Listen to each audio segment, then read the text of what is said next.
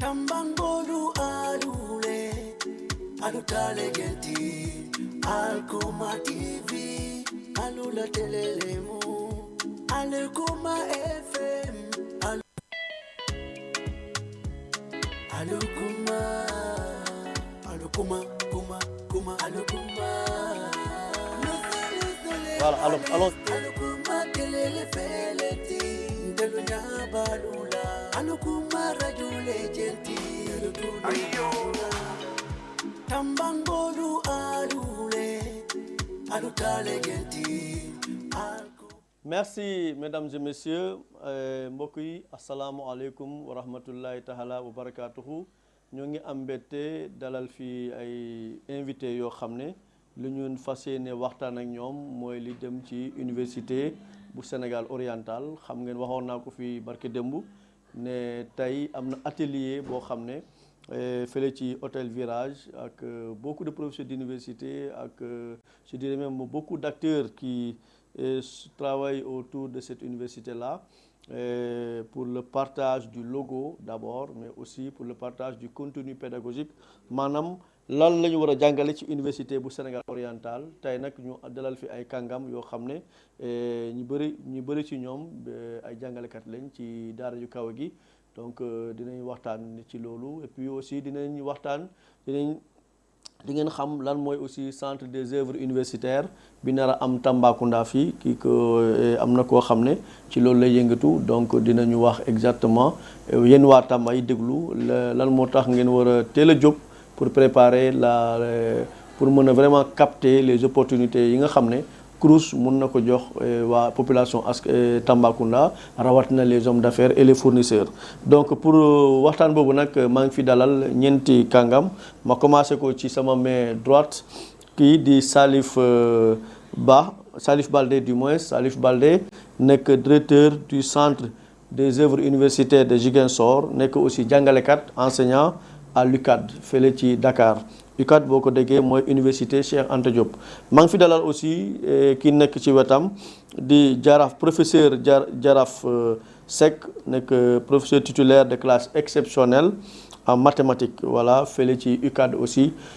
maa ngi fi dalal aussi professeur Mouhamadou Diallo nekk biologiste chercheur fële ci centre hospitalier universitaire Aristide Le Dantec defe naa CHU loolu lay tekki maa ngi fi dalal aussi ki ñuy wax docteur Lassana Sissoko nekk enseignant chercheur fële ci FASEG di faculté des sciences et sciences économiques et de gestion voilà fële ci UCAD donc waxtaan bi nag nañ koy tàmbale léegi ma jox kàddu ñoom ñëpp d'abord ñu wax ñu tuuti ci université bi mais waxtaan bi dinañ ko def ci ñetti kàllaama professeur Seck moo ñu defal waxtaan bi ci kàllaamay wolof professeur Mouhamadou Diallo moo ñu defal traduction ci pël docteur Lassana Sissoko moo ñu defal traduction ci bambara ce qui veut dire que du ñu bàyyi benn communauté li ñu tax a jóg mooy que waa Tamba askanu Tambacounda képp kuy yeewu Tamba nga xam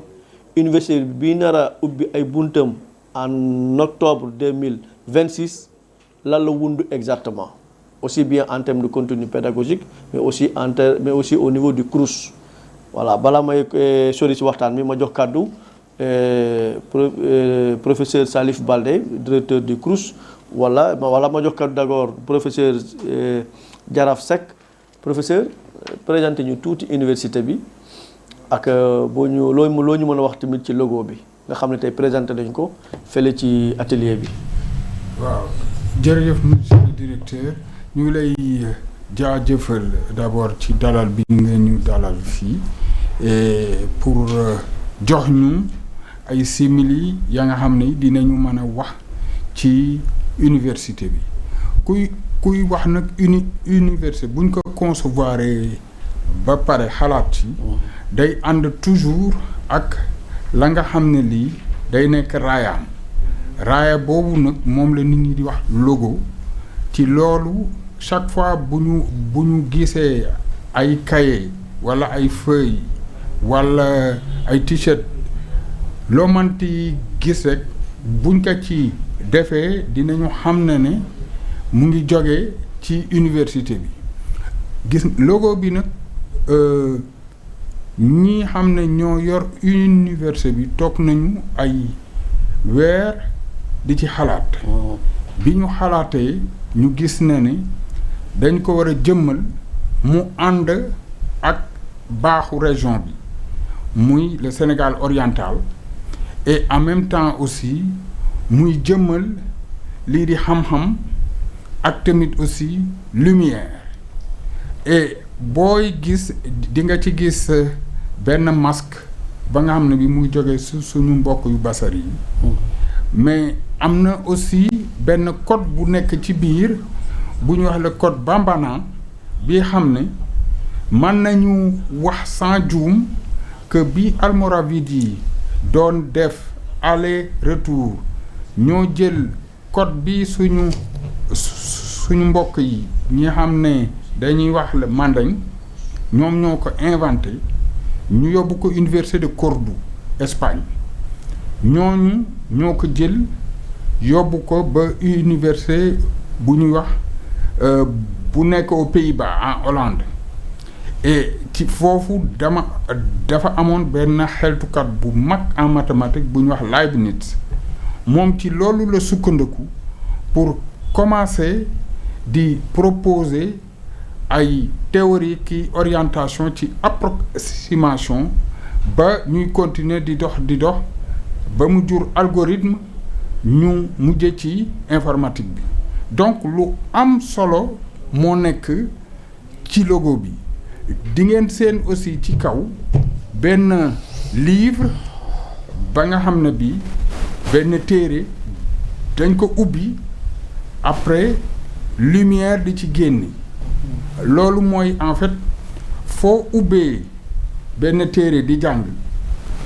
ay affaires yu am importance ay ngëneel moo ciy génn donc day joxe tamit aussi ne bu ñu amee université li ñu gën a bëgg muy produire mooy xam-xam te ci xam-xam bi di nga mën a produire économie di nga mën a produire aussi de la richesse am na aussi yeneeni màndarga yu nekk ci biir yuy expliquer walla di jëmmal li xam ne am na ci région bi mooy gàncax gi mooy climat bi mooy lépp la nga xam ne lii di nga mën a gis dans la grande région du Sénégal oriental. d'accord vraiment jërëjëf professeur Jaraaf Seck ci leeral yooyu kàllaamay wolof ma fàttali ne jamono bii ki nekk coordinateur université bu Sénégal oriental ñu ngi koy woowee Joseph François Cabral def naa fii ci studio bi benn émission bu am solo ak moom tey moom ñëwul ñii la yebal fii pour ñu ñëw vraiment def communication. donc dinaa pare nañ ci kàllaamay wolof ñu jox kàddu professeur Mouhamadou Diallo mu tënkal ñu ko ci kàllaamay pulaar professeur bismillah. assalamu aleykum on jarama bandiraɓe musidal région Tambacounda et région Kédougou min salmini on minen noon ko délégation gimoɗo Dakar région ji ɗi fof fayda université ji Saint-Louis, Dakar, Thiès, Bambey, Ziguinchor fof hawri ɗo woni dental arde pour fuɗɗagol o université kesso fotaɗo fuɗɗitede octobre 2026 eyyi o université noon jogui ko wiyete logo o logo noon ko ɗum woni aadaji e gandalji yimɓe région o ɗum woni Tambacounda e Kédougou ko ɗum fof hawtodira hen waɗa ko ɗum woni no wiyete ko toɓɓere gandanɗa hoorema ko yalti hen tigui tigui ko deftere gandanɗa hoorema e wondi e lumière ɗum woni fof espoir ɗum woni ɗaminade wondema janggoyoɓe on université fof wawoyat heɓde diplomaji mumen ɓe mbawa heɓde gandaji mumen ɓe mbawa liggoyade e leydi ndi e sous région o e aduna he d'accord jarama professeur Diallo ɗum sikkino laaɓi e kalama e pular mais jokka kongol ambe kumadi ambade bamanana muñe docteur Lassana Sissoko voilà. Merci beaucoup. Initie Mbaraji Make, mon bisiki wirocho kodi. Na fuli be Sénégal oriental kaw be Tamba kaw Kédougou kaw Bakel kaw ambe be fola toxno jamula. Vraiment ambe I wali ñu molno yalla tiamel vraiment ko comment dire pour ambe ka fait fo meñano c'est en rapport avec l'université du Sénégal oriental. Et le travail que tu fais vraiment, on te félicite. Merci. Pour le travail que tu fais pour le développement de la région, pour vraiment Tamba Betania mais tu connais c'est le Betania la Barabe ou quoi. Donc ami wala ñu là quoi. Maintenant ça nous faire un boy un bout béfo là ça va nous bien dans ko wodi professeur Jaraf Seck ay nakaran donc vraiment il est très très ouvert dans la transmission du savoir, donc je ne peux pas commencer également sans vraiment professeur, vraiment merci pour tout ce que vous avez fait pour nous et pour les étudiants de façon générale et que vous continuez à faire toujours. Et je folie M. Diallo Faragné, M. Baldé, voilà, voilà, maintenant quand l'université Sénégal orientale là, anya baradam na bi anya damalite be quasiment ka offre de formation nous bana bi antumbul les rendre là c'est très important en fait pour la région du Sénégal oriental parce que tout simplement en menu bien anya tamba deunde anya na kanake tamba mais anya en université que yoro de anya ke Dakar de et bon dobe menu yalo ils ont eu la chance ka harsike soro men bula ka jatgi dum soro quoi mais parfois ce n'est pas le cas. Donc avoir une université sur là dans la zone où vraiment on n'a pas balle que ça on a quoi pour Karankonya. Au Karabi oui paradigme pour que l'université là a logo de Yeramola.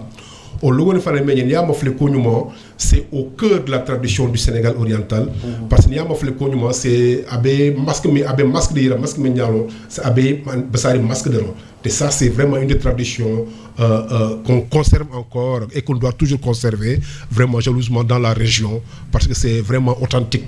Maintenant c'est que doit qu'on le fera en Bessignou sur la commune par exemple dans le royaume du Mandé comme le professeur a fait 500 en natimelo kanfana n'aya sanfela mafle livre membe ani tosmo membe bois ko nala o be may symboliser quand c'est très important ça me livre est lonia di te lonia e menye ni may lonia sura bi yele de dima o mu dalili du manquant mo menye lonia soro itaxama isigo hakadi ni mo menye lonia soro ila filimandi et ni mo menye lonia soro ibena fasoro mo bere faragné donc réellement logoni ça symbolise tout ce que vraiment la région a de valeur, de vertu et vraiment en tout cas c'est authentique et c'est très très bien fait et nous félicitations chief et directeur de comment François José Carval Barala vraiment il a fait un travail excellent bien sûr en compagnie de tous ceux qui l'accompagnent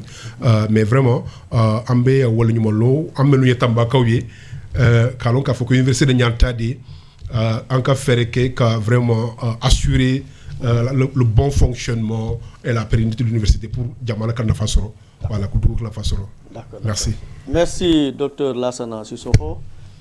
Mboki, bala ñuy xuus ci contenu bi dañuy def d'abord benn temps d'arrêt parce que boo nee université ne njëriñ lu weesu xam-xam université njëriñam jege na dayoo am na ñu naan sax université bi bu ñëwee Tamba beneen ville bu bees moo fi taxawaat ndax impact bi mu nar a am ci wàllu immobilier ñi naan bu ñëwee wàllu lekk bi wàllu naan transport bi même banque yi ñi bëri acteurs yi bëri dina ci gis seen bopp loolu nag ki fi toog te mun cee wax ñu aussi lu leer ci loolu mooy professeur Salif Baldé ñu fas yéene koo jox kàddu mu ñëw ci loolu vraiment dañ koy may nopp bu baax a baax mu expliquer ñu ko nu mu gën a yaatoo parce que pour lu tax ñu def ko moo ki yéen ñi di déglu da ngeen war a commencer jóg préparer wu accueillir université bi loolu nag vraiment suñu devoir la ñun ñëpp ñun ñu nekk ci communication yéen ñu nekk ci njaay mi kii nekk ci immobilier bi kii nekk ci restauration kii nekk ci hôtellerie voilà et cetera donc vraiment may leen ma nopp bu baax a baax docteur et professeur Salif Baldé nekk directeur du centre des œuvres universitaires de l'université de Ziguinchor université Assane Seck nekk aussi jàngalekat fële ci université bu Dakar ñu koy woowee UCAD professeur bismillah. jërëjëf monsieur Maké maa ngi nuyu ñu ma nekkal ci plateau bi doyen Jaraaf yoo xam ne mooy suñu doyen fii di nuyu monsieur Diallo di nuyu monsieur Sissoko Lassana et di remercier aussi le professeur Kabara le recteur de l'université du Sénégal oriental parce que man sama grand la moo ma invité mu ne ma il faut nga ñëw nga waxtaan ak tout ce qui est œuvre sociale. Tout à fait. C'est vrai que université bu ñu waxee université gars yi souvent ils pensent à la pédagogie. Mais université bi mënul pédagogie mënul dem sans social bi. Parce que étudiant bi pour mu mun a dem jàngi il faut que mu ndékki il faut que mu añ il faut que mu reer il faut que mu am dëkkuwaay il faut que mu faju il faut que mu am cadre de vie boo xam ne cadre de vie bu approprié pour mu mun a dem jàngi. yéen ñun CROUS bi mooy centre le centre régional des œuvres universitaires Dakar COUD lañ koy wax centre Dakar mooy COUD. ci région yi mooy CROUS.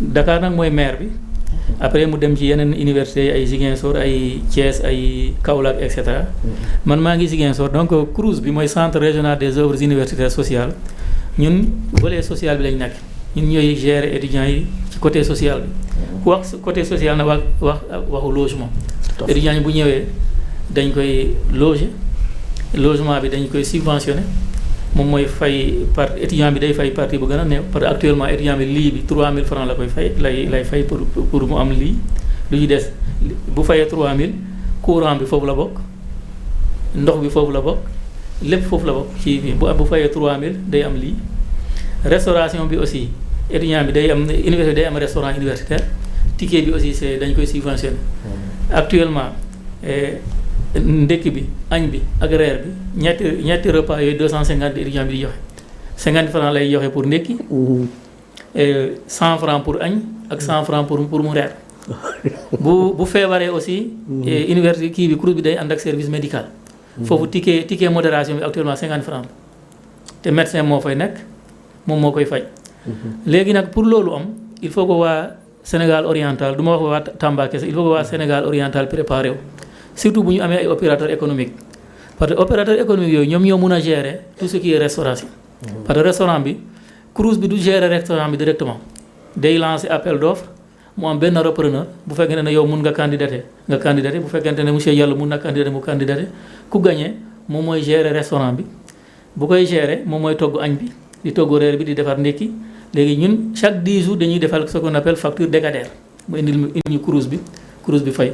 donc bu ñu amee ay opérateurs économiques yoo xam ne mun nañu nekk nañu ci restauration bi nañu jéem a préparer wu ñu xam ne fii bu université bi ubbee day ànd ak restaurant te restaurant bi comme ni ma ko waxee sax CROUS géré wu ko repreneur un privé moom moo koy gérer donc nag waa Tamba nañu jóg bu amee aussi bu ñu xasee. maanaam sous-traitance ngeen di def. c'est ça sous-traitance restauration. bu amee logement yi aussi état bi day tabax mais la plupart du temps équipement bi lal yu fay nekk armoire yi. souvent surtout que léegi dañu am directive bu bees voilà du premier ministre mu ne nañu favoriser le consommé local. la commande locale. Tout à fait. On a même la coordination de la commande nationale qui est dirigée actuellement par Ibrahima Tall. Donc tout ce qui est mobilier de bureau, tout ce qui est armoire, tout ce qui est lal, tout ce qui est tenue de travail loolu si Tamba lañu koy commandé donc bu amee ay tailleur yu fi nekk nañu préparé wu parce que ñuy nekk fii di liggéey ay femmes de ménage dañu am ay femmes de ménage. day générer aussi emploi yu bari. ay gardiens day am ay agents de sécurité gardiens ay femmes de ménage ay agents de l'environnement. ñooñu yëpp c'est des emplois yoo xam ne emploi ci université fu mu nekk foofu la ñu leen di jël. parce que ñun par exemple actuellement Ziguinchor am nañu plus de 200 femmes de ménage ci biir Ziguinchor la ñu leen di jël am nañu une centaine agents de sécurité ci biir Ziguinchor une quarantaine agents environnement ci biir Ziguinchor donc yooyu yëpp Tamba la ñu leen di jël du ñuy dem Ziguinchor wala Dakar dem jëlee foofu jigéen mu ne ko jéegaane fii lañ ko tànk mën ngeen ko am fii di ngeen ko fii lañ koy jëlee te ñooñu dañuy am tenue seen tenue yi tailleur yi ñu nekkee Tamba ñoom ñooy defar tenue donc opérateur économique yi homme de métier nañu préparé ñu xam ne tout ce qui est menuisier que ça soit menuiserie métallique menuiserie bois menuiserie aluminium ñoom ñoom nañu préparé wu ñu xam ne bu université bi ñëwee ñoom ñoo fay nekk di fa liggéey bu amee opérateur économique ñu xam ñu mun nañu def sous-traitance de restauration nañu préparé wu bu amee aussi ay menu ñu mën a defar ay lal ñu mën a defar ay armoire parce que bu ñu amee 1000 étudiants bu ñu amee par exemple capacité bu hébergement bu 1000 chambres chambre bu ne day am 3 ak 4 lits lal yooyu yëpp menuisier ñoom ñoo koy defar souvent ay lits superposés la ñu gën a faral di defar mais armoire yi souvent ay armoire en bois donc pour le moment nañu ma yemale ko fii en attendant ñu continuer aussi débat bi dina ñëwaat ak yow parce que am na aussi yeneen secteurs yoo xam ne hébergement xëy na université bi du mën a héberger ñëpp am na ñoo xam ne dañuy obligé dugg si dëkk bi surtout étudiants yi nga xam ne bitim réew la ñuy jógee absolument voilà professeur Seck Jaraaf Seck professeur titulaire de classe exceptionnelle en mathématiques léegi nag ñu dugg ci contenu bi jamono bii nag mënoo wax jàngale xam-xam te doo ci boole intelligence artificielle ba ci man mii nekk journaliste yàggul ay fan ci ginnaaw maa ngi demoon Dakar assister ci benn atelier séminaire la sax ci intelligence artificielle xam nga métier correcteur day waaj a dañ ci rédaction yi IA da ngay def article nga dugal ko IA ne ko corriger ba mu corriger la loolu déjà am na ci ñun ñu bëgg a xam nag UFR et intelligence artificielle ban xar kanam la nar a am fii ci université bu Sénégal oriental. waaw laaj bu am solo actuellement li ñuy dund jéggi na sax li ñuy wax révolution de l'information. révolution de l'information boo ko déggee mooy informatique moo nekk ci gannaaw di def lu am solo. tout à fait. mais intelligence artificielle boo ko jëlee di xool dafay mel ni luy gën a yokk sa xarañte yow bu fekkente ne da ngay liggéey te loolu ñun Afrique mënuñu nekk ci gannaaw. bu ñu nekkee ci gannaaw du baax ci ñun donc depuis que professeur François-Joseph Cabral jël rek la responsabilité université bi gannaaw bi sama mag sama xarit professeur Kandioura Noba jëlee retraite ñu di que nuyu au passage bi mu ñëwee dama ko envoyé un message nekk yow de toutes les façons foo manti ne moom noo def ma jàpp ci et en fait ñu njëkk waxtaan mu ne ma de toutes les façons lii ñu bëgg a def nii mooy en fait lii ñuy def yépp ci biir université bi dinañ ci boole intelligence artificielle te loolu day nekk une force motrice de lépp lu ñu war a mën a liggéey du nekk nag intelligence artificielle rek mooy ñëw di def liggéey bi yëpp waaye dañ koy boole ci nit ña nga xam ne ñii dañu am ay formation yu haut niveau plus tamit aussi ñu jël ay xale di leen tàggat waaye aussi dina am robotique ñaar yooyu boo ko boolee di nga mën a liggéey ci lu bëree bëri moo xam ci santé moo xam dans tous les domaines ingénieurs yi boo bëggee nekk ingénieur même ci langue yi art culture agriculture la supervision de la faune bu fekkente ne da nga bëgg di sàmm intelligence artificielle mën na la may ak ay drone ngay toog fii di xam exactement fan la sa jur yi ne donc kii boobu am importance. donc dina impacter secteur d'activité bi yëpp. yëpp lay impacter. c'est la raison pour laquelle ñu xalaat ne day am un centre IA intelligence artificielle buy accompagner ñëpp. de telle sorte que buy accompagner ñëpp boo nekkee ci benn UFR bëgg a jàngale ngeen gis na ne li ngeen am ci xam-xam bariwul ci IA bi centre boobu wala ni nga ko tuddee noonu UFR bi dina mën a ñëw ànd ak ñoom gën leen a dooleel jox leen jumtukaay mais tamit aussi booy gis te dama bëgg a daaneel foofu. pour jox suma xarit yi. ñu mën a xuus ci waxtaan wi. boo gisee depuis recensement bu njëkk man bi ma fekki. xamee 1976 boobu bi mu jeexee dañ doon wax Sénégal ay 3 millions d'habitants la woon à peu près. mais xoolal 76 ak actuellement ñu ngi ci 18 millions d'habitants. léegi nga xool nag répartition de la population gis nga xale yi dañuy gën di bari macha allah mais li ñu am ci ay ndonk daara ci université yi doyul ñu bari dañu foog na ne dañu am ay ndonk daara yu bari xaajul doy pour nag ñu mën a jël xale yooyu yëpp di leen suivre il faut ñu am ay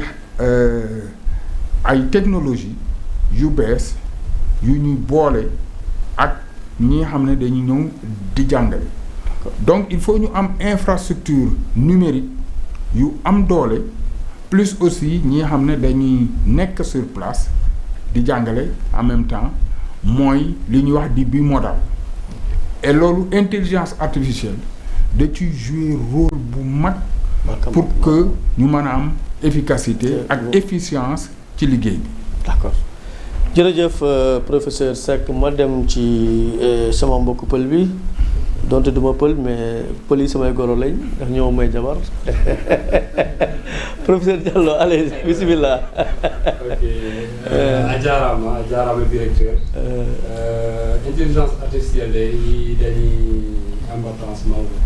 dañuy importance mawɗo par ce que ko gande e bawɗe walloɓe liggotooɓe e liggeeji no ɓurta yaawirde ɓurta fewde ɓurta moƴƴude ɗum woni sa hutori gande hawtidiraade feewina haa gasi ɗum ko a yahat tan heɗa e muɗum heɓa hen ko jiɗɗa ko kutora hen ɗon ɓurta yawde ɗon ɓurta fewde ɗon ɓurta weerde voilà ɗum noon en Afrique Sénégal e o université Sénégal oriental wawa wonde caggal ko ɗum waɗi o volet ma o jangguine o université kesso comme ça ɗum wallat e jande nde wallat e liggueyji ɗi wallat piiji hewɗi voilà ko ɗum waɗi professeur François Joseph Cabral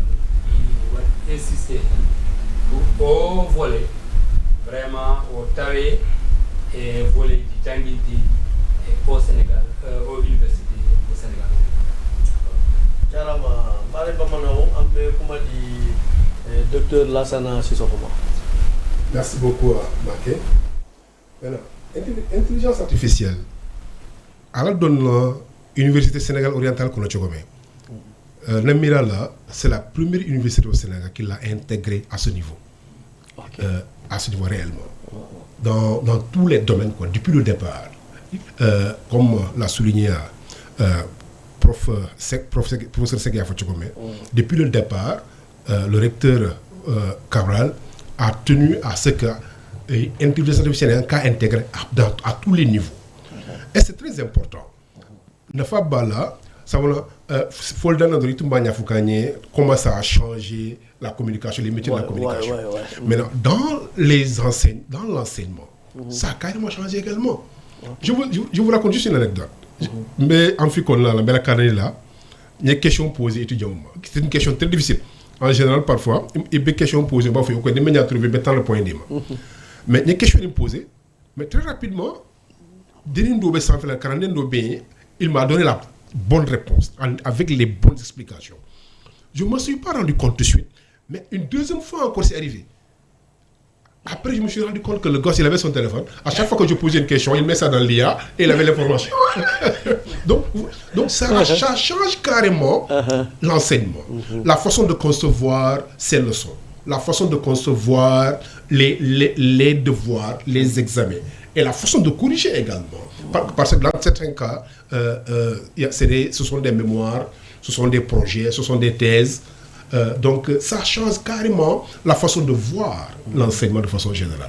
Et il y a une transformation maintenant, l'enseignement, la carrière qu'on a là, la communication qu'on a là, donc, de sorte que c'est indispensable pour aujourd'hui et le futur. Et donc, le fait que ce soit intégré, ou alors dans l'université qu'on a cabinet dès le départ, pour que même l'université qu'on a là, qu'il soit accompagné depuis le départ. Pour avoir une mémise de tout ce qui est intelligence artificielle et comment l'utiliser à leur propre bénéfice et au bénéfice de l'université également. Je crois que c'est l'université. Merci. D'accord. Merci Lassana. Ambeta professeur Sekma. Professeur Sek, on vous... Aujourd'hui, on est là pour valoriser les langues nationales. Donc, français, vous avez à côté. Voilà. Voilà. Légui nak ñu dem ci UFR wérgu yaram ci explication bi tay amna ku ne buñ bëggé taxawal UFR bi wérgu yaram dina jaadu Tambacounda am hôpital niveau 4 kon ça qui veut dire que université bi buñ ko naré taxawal buñ fa naré am UFR santé dina am jeexintal manam impact bu am solo ci wérgu yaram askan wi ndax professeurs yi bëri wala médecins yi bëri dinañ fa mën a di faj di continuer encore di jàng ndax li ko waral mooy seetlu nañ ne man maay point focal journaliste yi nekk yëngatu ci association journaliste yëngatu ci wàllu wér-gu-yaram Sénégal seetlu nañ ne médecins yu bëri bu ñëwee fii benn at ñaari at juróomi at dañuy demander affectation li ko waral mooy dañuy bëgg continuer pour am spécialisation bu amul université pour nga téye fi nit ñi day jafe. Donc bëgg naa loolu xëy na yaa ma gën a xam lan mooy université nga gën ñu koo leeral ndax askan wi mu am lu mu ci mën a jëlee. jërëjëf wérgu yaram nit munul liggéey joxe li gën ci moom te du am wérgu yaram bu amulee wérgu yaram dina am luy sooxe donc UFR bi xam ne day toppatoo affaire wérgu yaram UFR bu am solo la. ba nga xam ne bii dañu war a def lépp suñu kéemtalaay kattan pour que mu mën a teel a démarrer fii ci Sénégal oriental parce que booy xool la région du Sénégal oriental juróomi dëkk ñoo ko wër boo ci dindee le Sénégal Gambie ngi ci y a la Mauritanie y a le Mali ak ñaari Guinée yi dafa nekk donc un carrefour important te dañu gis ne hôpital niveau 4 bu fi amee dina tax en fait spécialité yu bari dina mën a nekk ci biir hôpital bi dina am aussi ay kàngam yu mag ay professeurs titulaires de médecine ñuy sawar a ñëw toog fii di liggéey di tàggat xale yi mais aussi di faj en même temps même bu fekkente ne sax amuñu jot dinañu fexe de telle sorte que ñii fi nekk dinañu mën a liggéey ak ñoom tout le temps pour que la situation santé bi couverture bi gën a ñoŋ gën a baax pour région bi yëpp ba ñu gis ne dëkk yi ñu wër sax sous-région bi dinañu ci mën a bénéficier wu te loolu day baax trop ci région du Sénégal oriental. D'accord. Et boo jëlee ñoom li ñu bëgg a def ci UFR dañu bëgg a démarrer d'abord ci di former ay infirmiers ak aussi ay sages-femmes mais bu ñu démarré ñuy commencé di xalaat nu ñuy defee ay master ci ay spécialités yu am solo bu fekkente ne nag yàlla def na ci ñetti at yi ñu mën a am hôpital de niveau 4 ici dina yomb ministère de la santé ministère de l'enseignement supérieur ñu lëkkaloo pour am autorisation ubbi une UFR pour former des médecins des pharmaciens mais aussi en même temps aussi def d'autres spécialisations ya nga xam ne yi am na Dakar mu ngi commencé am à Ziguinchor mu ngi commencé am à Saint-Louis à Tamba kii à Sabla à Thiès ak tamit aussi à Bambey.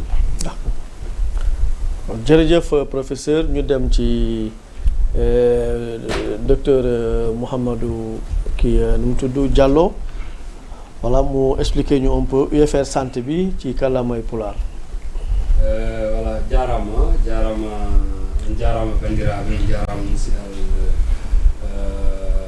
région Tambacounda et Kédougou o UFR santé fuɗɗotoɗo inchallah octobre 2026 ko UFR ganduɗa hoorema wondema e dami fayde noon par ce que komin jiiɗi fuɗɗorade ko infirmier d'état, sage-femme et biologiste, analyse biologique, une science, technologie, biomédicale.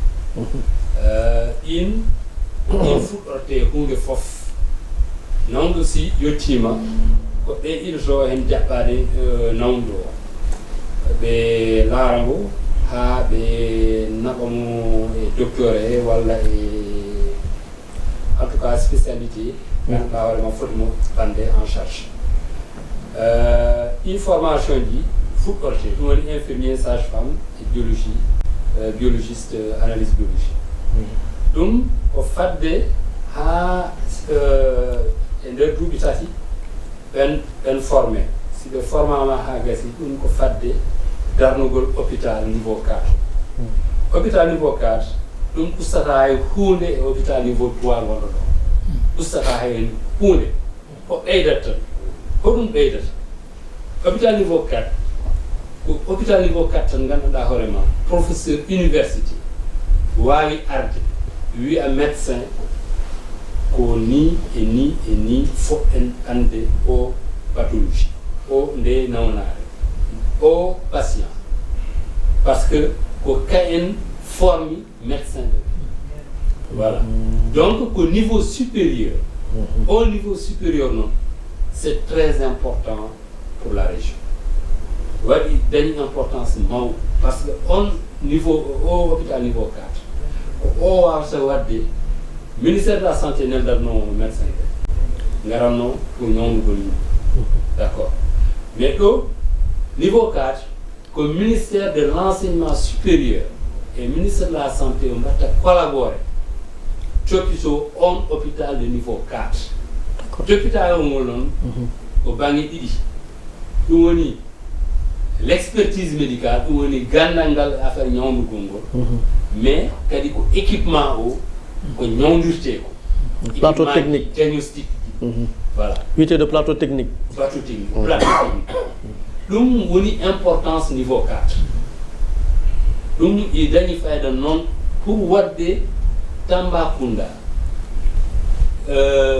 waɗgol ɗum un hub sanitaire sous régional par ce que enen gandi Mali Guinée-Bissau Guinée-Conakry Gambie ɗin fof malgré soins ji ɗi wona noon jaari mais ko Tamba ɓe garta ɓe ñawdo ɗum ɓurat ɓe addude on tuma et puis on tuma Tamba ɓurat heɓde doole ɓi ɗe leyɗe fof ko ɗo ɓe gartata nawdude maɓɓe d'accord et puis ɗum ɓe woodi importance goɗɗo go on importance ko projet de recherche de recherche koko ñawdiroyte janngo ɗin noon ko dartitiɗi hannde pour heɓe ko ñawdiroyte janngo un projet de recherche au niveau 4 tan professeur ɓe wawata ɗum addude e région he ɗum in yaada équipement ji médical in yaada e prise en charge sociale in yaada e yahugol une prise en charge ñabbeli ganduɗa hoorema koye région ɗo tan woni d'accord certini ɗum e région ji heddi d'accord donc ɗum ko importance mawɗo te gouvernement o ministre de l'enseignement supérieur le professeur Cabral il nangi hen ko tiiɗi volet santé il faut ɗum daro ɗo daro silbi d'accord daro ha moƴƴa ha moƴƴa d'accord inchallah jarama alors ambe kumadi docteur Lassana Sissokoma santé nafa bala kosoɓe yalo min andi min ɓe table la oya ñaafo mais oya foti go cogo neni le neɓe tamba mbakalama kodi donc on sait l'importance que ça revêt pour la région sabu ni tara ni malade do soro ibe obligé kuta ko la bo tabakola pour sambere debita Kaffrine debita Touba debita Dakar te amandi quoi ni tara Dakar fika si yoro soro donc ça déjà ni malade bi bolo watenu khaya ko sobe donc c'est très très très important et en plus de ça sur le plan local sur le plan national ça contribue à la formation du capital humain mo bisa ka barke ci godi de la fora était kenyale ala tsakabe donc kenya c'est primordial pour le développement d'un peuple. Maintenant, comme numéro de table créé, oui, même faux, formation de médecin, ce n'est pas facile, ça demande des préalables. Il y a deux phases. La première phase, c'est la formation des sages-femmes, des infirmiers et des analystes. Et c'est très important. Avant que le médecin puisse te dire exactement ce qu'il y a, il faut des analyses. Exactement même on peut diagnostiquer pour avoir des symptômes, mais pour savoir réellement ce qui existe, je crois que voilà, lui qui est spécialiste, donc on doit faire des analyses. Et ça, donc, maintenant, là, dans le après, hôpital de niveau 4, il faut les cas pour qu'en cas médecin formé Tambakon. Peut-être dans les 3 ans ou 4 ans à venir, dans un futur proche en tout cas, les gens vont mettre en place cette infrastructure pour permettre vraiment la formation des médecins. Parce que les médecins, première année, deuxième année, troisième année, à partir de la 4e année, c'est pratiquement ils passent tout le temps à l'hôpital. Donc la formation des médecins se fait à l'hôpital. Donc ce n'est pas dans les salles comme nous autres on le fait. Donc c'est important que cette infrastructure soit disponible. Maintenant, puisque naturellement, je crois que tout est mis en œuvre également pour que dans un futur proche, qu'on puisse l'avoir. Mais en attendant, vraiment, il y a déjà toutes ces connaissances, toutes ces spécialités qui vont être formées dans la région et tout au bénéfice de la population de façon générale. Et je crois que c'est une très bonne chose pour la région et pour la sous-région, bien sûr.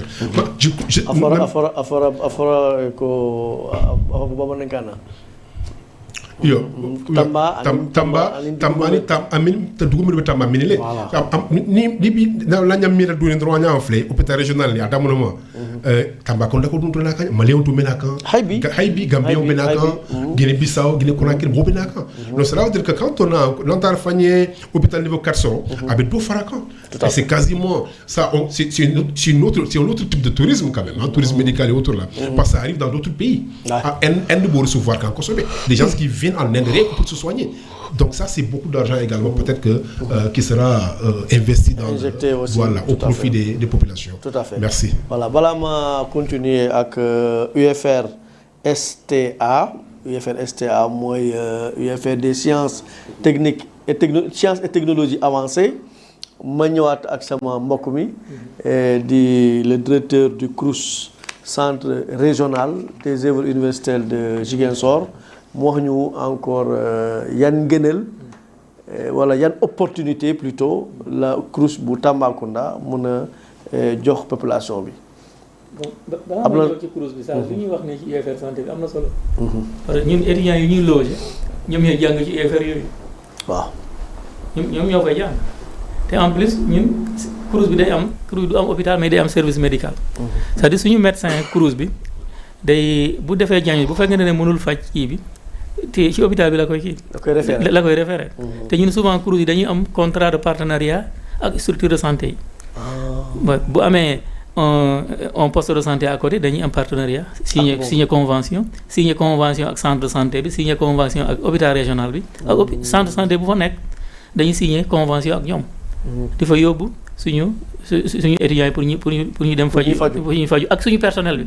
parce que CROUS bi aussi du étudiants yi kese personnel bi aussi ñu ngi fa. ñuy liggéey ci CROUS bi ñooñu aussi dañuy faju te dañuy am contrat de partenariat bu fekkee ne hôpital de niveau 4 am na fi ñu am fi ay formation d'infirmiers de médecins et de spécialistes ñooñu ñun daf ñu yombal liggéey bi.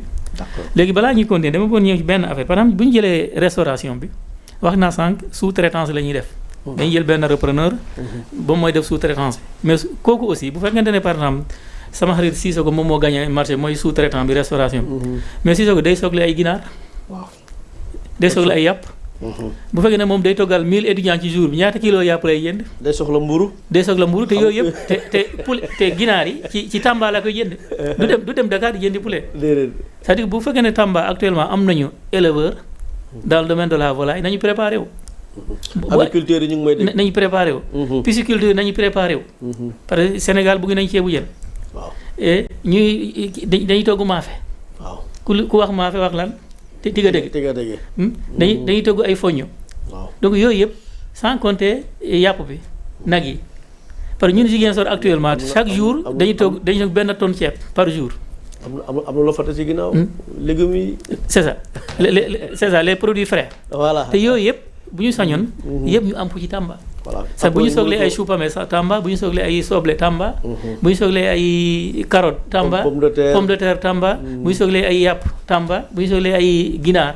fii Tamba et cetera et cetera bu ñu sooglee jën ñu am ko fii donc say opportunités yu bëri la fi université bi di indi au niveau de Tamba. tout à fait incha allah d'accord alors merci encore ci leeral yooyu waaye bu parce que mu économiste la da ngay tax mu bu jóge université ñëw di jënd loolu de. wax nga dëgg de. ah yaa ngi ko chiffre ay idée de projet de. opérateur économique Tambacounda instant yii nii. ils sont ñu ngi préparé wu. waaw ñu ngi préparé wu. ñu ngi jël seen téléphone commencé wax déjà. voilà. et ça c'est la volonté des nouvelles autorités. CROUS ba fu mu nekk. nañu utiliser les ressources locales. exactement waaw ñu bañ a dem jënd yàpp feneen. bañ et cetera et cetera. bind naa benn livre génn na sax. mooy exploitation mu ngi tudd exploitation minière. et communauté locale le KPMC à Mako. ok am na benn homme d'affaires bu ma homme d'affaires bu Kédougou ba ma si interrogé. mu ne ma la richesse est dans les achats. absolument. j'ai consacré un chapitre à ça. très bien. la richesse du moins est dans les achats. waaw donc loolu. opérateurs yi ñuy déglu dañ ci bàyyi xel. professeur ñu dem ci UFR sciences et technologies avancées ñoom ñoo nar a former dañuy former ñoo xam ne pour bu ñu paree formation rek soxlaatuñ leneen lu dul dem liggéey maanaam UFR boobu day jël ñaari volets en charge mooy formation et aide à l'insertion professionnelle loolu loo ci mën a yokku ci dinañ vraiment am na secteur yu bëri yoo xam ne énergie renouvelable et cetera Tamba suñu naaj bi déjà au lieu mu nekk un handicap mun na nekk une opportunité nga xam ne étudiants yi nga xam ne fermé na leen foofu surtout à l'énergie renouvelable bu ñu dañuy pare rek demal seen bopp soit ñu dem liggéeyal nit wala ñu dem créer seen entreprise fii moom UFR bi moom dégg naa présentateur bi nee na daal booy pare rek dem liggéey waaw. jërëjëf loo ci mën a yokk. jërëjëf UFR bu am solo la bu am ñam comme ni nit ñi am ñam dafa am ay formation yu bari yu ñu tëgg foofu ci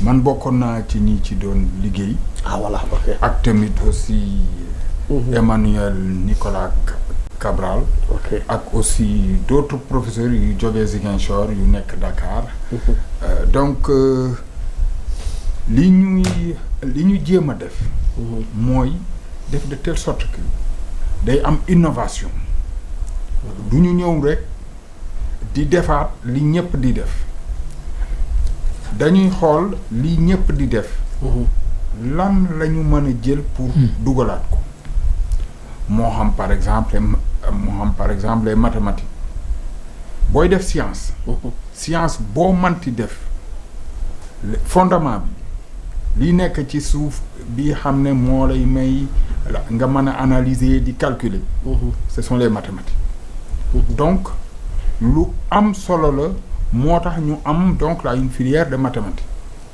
mais comme ni nga ko waxee innovation yi mu ngi nekk ci licence professionnelle yi ñu proposé yu bari lié à la chimie. Pourquoi lié à la chimie?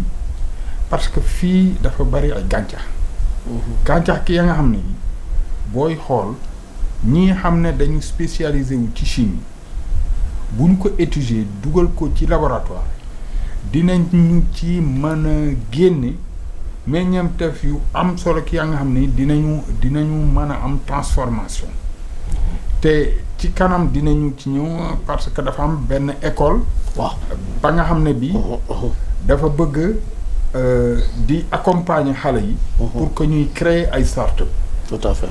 moo tax licence professionnelle yooyu dañ koy lëkkaleeg école boobu mais am na benn formation bu am solo ba nga xam ne bi amul ci Afrique de l'Ouest ñu bëgg mu démarrer fii à Tamba mooy licence dosimétrie te Osimétrie mooy lan.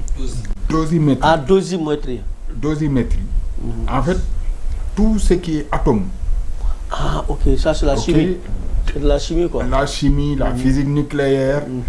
Parce que lu tax ñu bëgg a def loolu booy def la médecine dafa am physique nucléaire chimie atomique aussi buy dugg la donc la chimie nucléaire. Biochimie aussi biophysique ainsi de suite mais dafa am lu nit ñi découvrir muy hydrogène vert. Hydrogène vert am na ay chercheurs yu ko identifier vers le Mali te am na Tamba am na en fait si région du Sénégal oriental. léegi chimie hydrogène vert boobu bokkul ak hydrogène habituel bi xam ne c'est par transformation chimique ñi xam ne def nañu un peu équilibre ay équation boo jëlee ndox di nga ko mën a xaaj ok boo defee benn réaction di nga ko mën a xaaj am ci hydrogène am ci aussi oxygène. Ok. waaye bii bu bees la donc yu mel noonu ñiy def biochimie biologie ak chimie ñoo ci gën a mën a xuus pour wax lu sori liñ ci mën a def. Ok. waaye tamit aussi boo jëlee tey dinañ ci ñëwaat aussi région bi yàlla daf ko baaxee ressources minières yu bëri. dinañ ñëw ci UFR mine et géologie. dinañ ci ñëw. te en fait dafa am benn affaire bu am importance ci monde bi actuellement mooy la prospective et les stratégies xaw ma nan lañ koy traduire. déglu dinañ comprendre. voilà waaw te waajal li war a ñëw. voilà donc ñuy sóor ëllëg di xool exactement lan la ñu mën a tirer. nit ñaa ngi gis na ni gëstukat yi gis nañ ne am nañ fi ay terres rares yi xam ne nit ñaa ngi koy wër partout dans le monde. te loolu lépp nag booy def science et technique avancée. am na physique am na biologie am na chimie am na mathématique am na informatique am na intelligence artificielle ci biir. parce que boo bëggee defar ay drone il faut intelligence artificielle XC. Tout à fait. Et donc c'est la raison pour laquelle mënuñu développer dëkk mënuñu développer continent te science et technologie avancée di nekk ci gànnaaw. D'accord jërëjëf professeur ñu dem ci mbokku pël yi di professeur Mouhamadou Diallo STA maanaam formation emploi waaw loolu lu ñu ko mën a tënkal ci kàllaamay pulaar. jaarama directeur. Science technologie avancée. ɗum woni pulaar hen gandal e karallaji gandanɗa hoorema hutorte pour ande ko woni he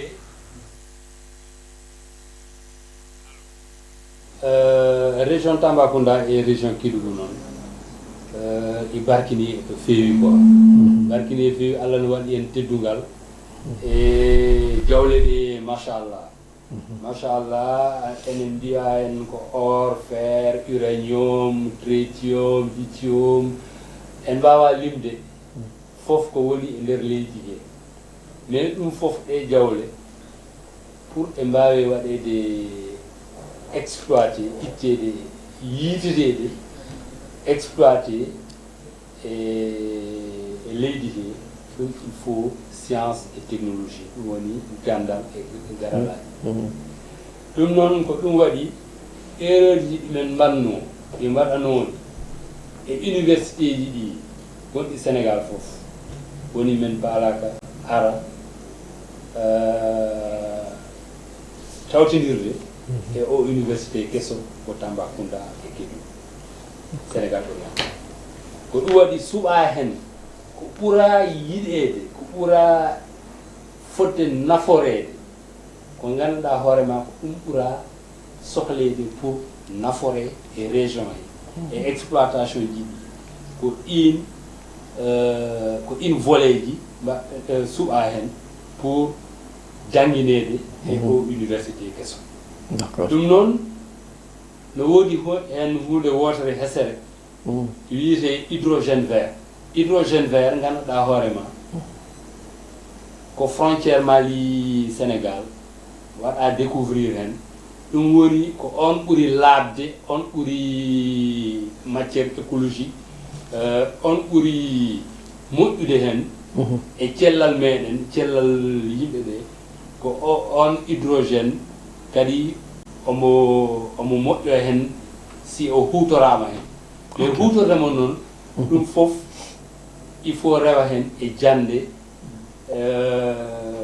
science et technologie hen mathématique en tawa hen chimie e tawa hen physique e tawa hen e goɗɗi ɗin fof noon ko ɗin woni fondamentaux de base so wona darna huɓere kay ma darna fondation o ɗum woni ɗi science technologie avancée d'accord voilà d'accord jarama e Diallo ñu jox kaddu may voilà le kumadi Lassana Ma docteur Lassana Sissoko merci beaucoup voilà merci beaucoup Maké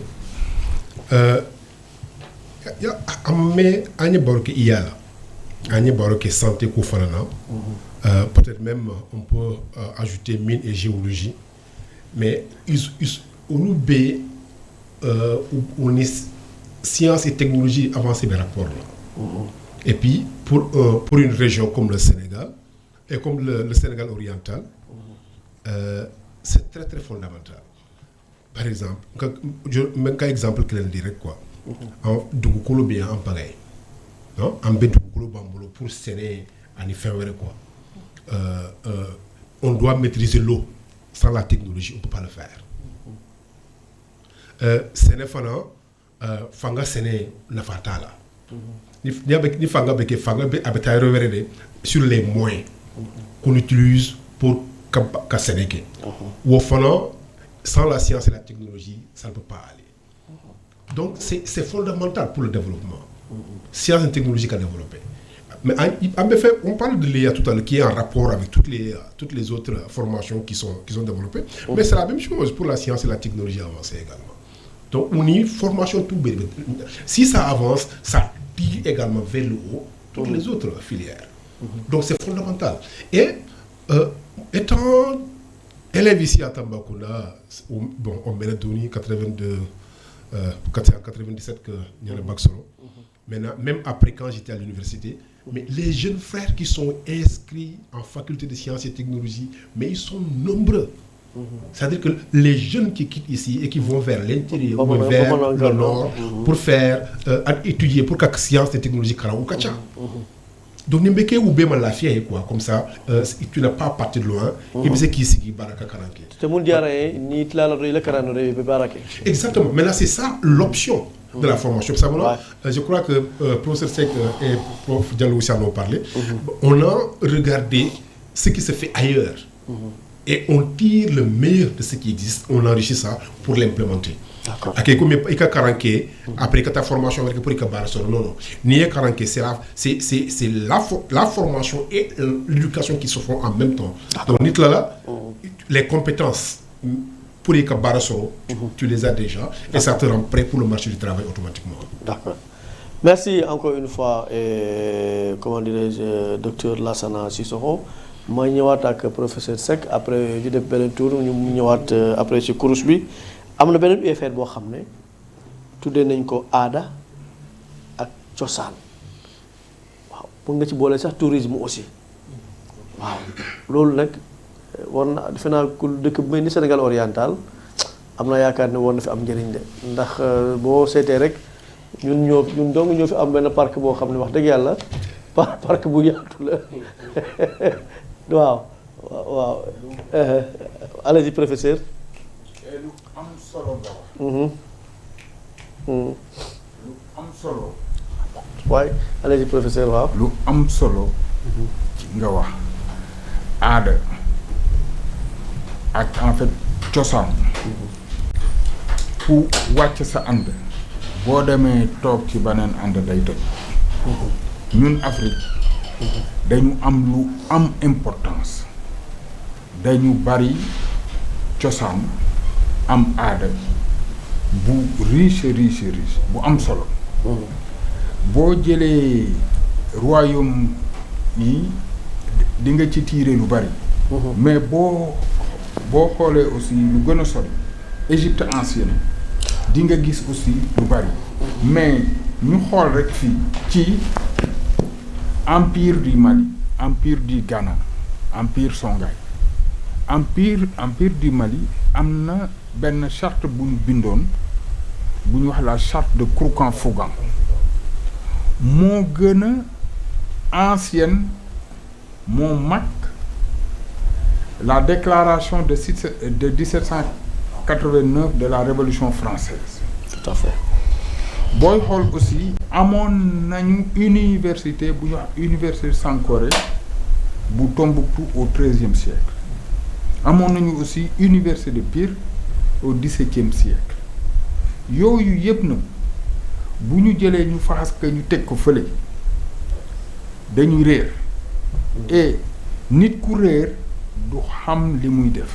Tout à fait. mais ñu bari aussi dañu foog ne aada ak cosaan amul influence ak impact ci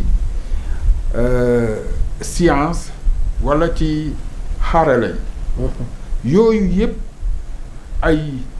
ay domaine la ki ya nga xam ne yi nit dina ci mën a sukkandiku pour am ay idées lumineuses mën a def lu mucc ayib ci beneen domaine donc bu fekkente ne da ngay xool bu baax bu ñu defee ba xam ne dinañu xam ñun ñooy ñan surtout école du Mandé bi ñu bëgg a créer mu war a jël tout ce qui est la charte de Kouroukan-Fougan tout ce qui a été dit loolu day am solo trop pour que doomu Afrique waxuma rek doomu Sénégal oriental mais doomu Afrique day xam na ne fii en fait am na lu fi suñu maam yi bàyyi te buñ ko toppee dugal ko ci modernisme bi ak aussi le contexte bi ñuy hissé à l'avenir duñu réer. D'accord jërëjëf professeur ñu dem ci suñu mbokku pël yi docteur Mouhamadou Diallo mu tënkal ñu ko ci pël maanaam jàngale aada ak cosaan ci université bu Sénégal oriental. jaaraama directeur. Art, culture et.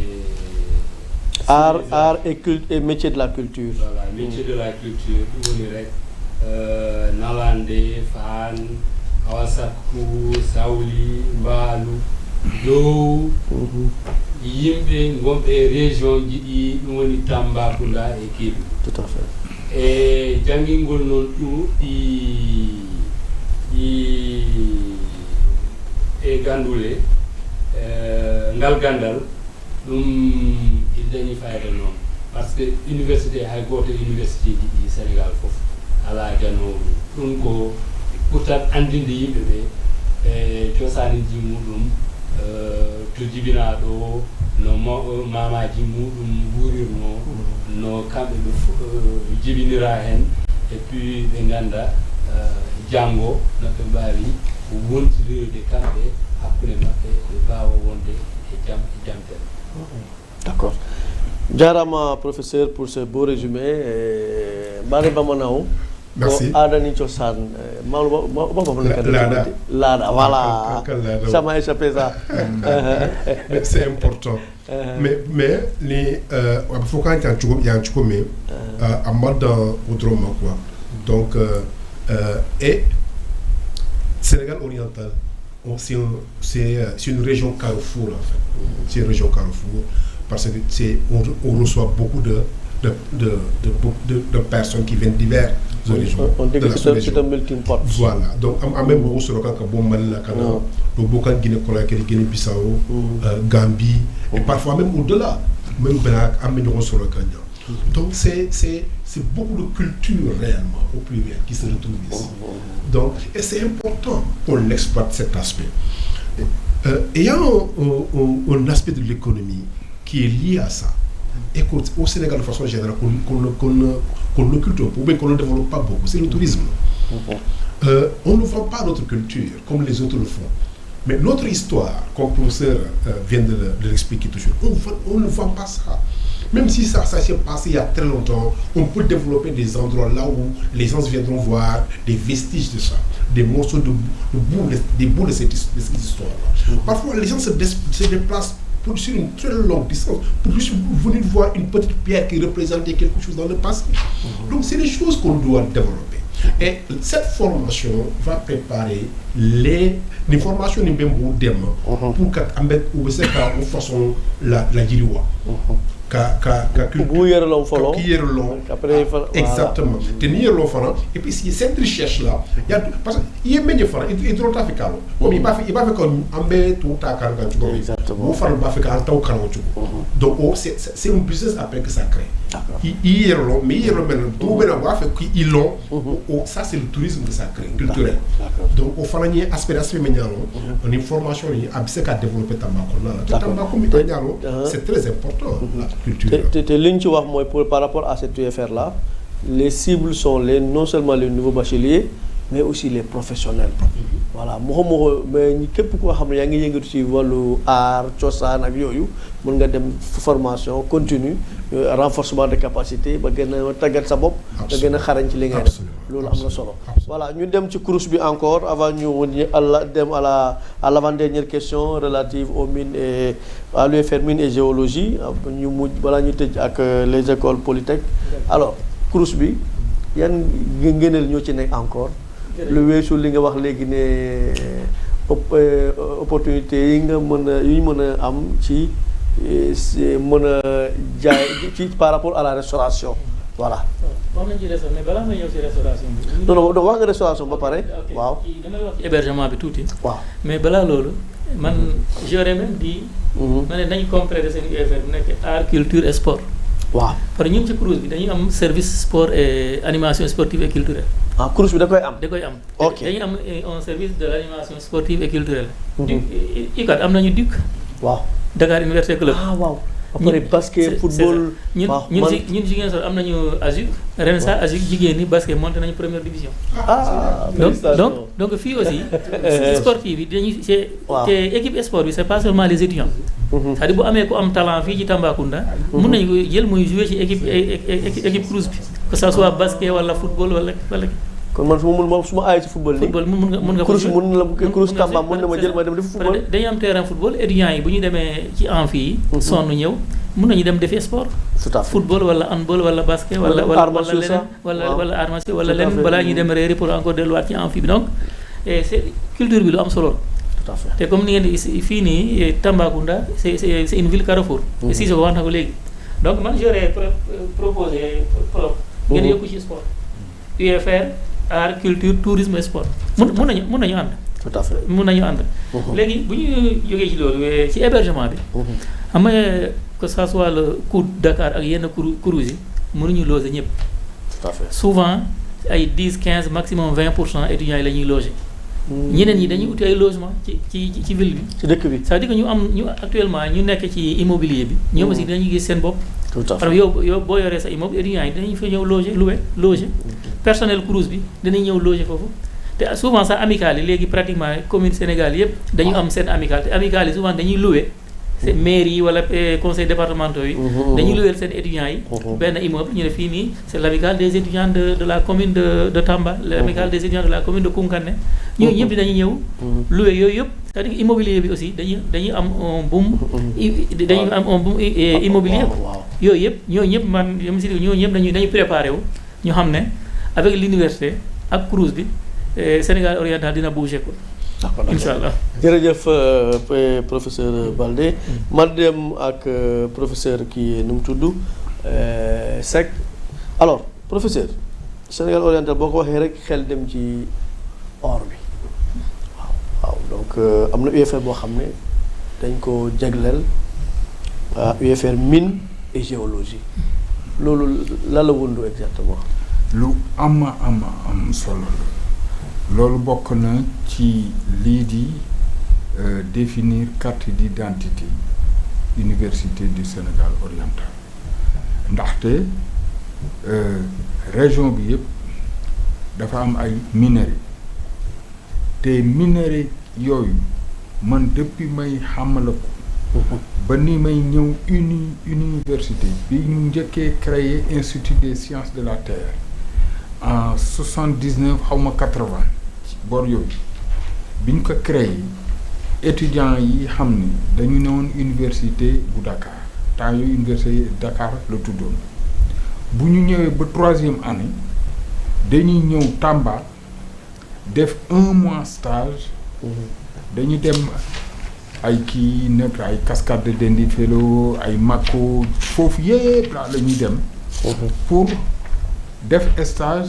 ci géologie bi ak ci mine bi parce que nit ñi boroom xam-xam yi dañu gisoon depuis longtemps que fii dëkk bu naat la ci ay mine affaire yi te ba léegi ñu ngi continuer di découvrir donc université buñ ko tegee ci dëkk dafa war a jël aussi en compte préoccupation waaye aussi réalité yi faire de telle sorte que entreprise yii di ñëw fii di def prospection di def exploitation ñu mën a def de telle sorte que mu am relation bu étroite entre ñi ñuy tàggat fii ak les populations ak li ñuy wax RSE mu mën di tuuru d'abord ci région bu Sénégal oriental te loolu université